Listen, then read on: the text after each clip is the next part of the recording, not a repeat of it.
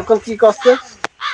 আর বললো না ভাই মামা, কি করবো গরিব মানুষ এক জমিতে দেখো এই ধানের চাষ করছে।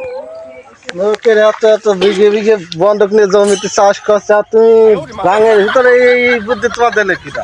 আমার কথা আর বললো না, আমি গরিব মানুষ, আমি যে গরিব এই দেশে কাউরি নেই।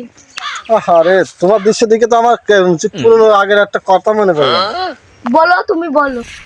এই গাঙের ভিতরে এত কষ্ট করে তুমি চাষ করেছো, ক বিঘে চাষ করেছো এখানে? এখানে মোটমাট এখানে আমার আগে 70,000 লস। ও 70,000 আগে শেষ করে ফেলেছো? জি। এখন 4-5 কাঠা হবে জমি? হ্যাঁ বাবা। 5 কাঠা ধানে কত টাকা আসে? তাও 10,000 টাকা। ওই কথা বলতে হয় না, আল্লাহ পাক তিনিই জানে যে আমার কত হবে। এখন আমি তো বলতে পারছি না, 7-8 হাজার ধরে রাখেন। আচ্ছা ঠিক আছে, চেষ্টা করো, ফলাফল পাবো। আল্লাহ পাক যদি দেয় তাহলে হবে।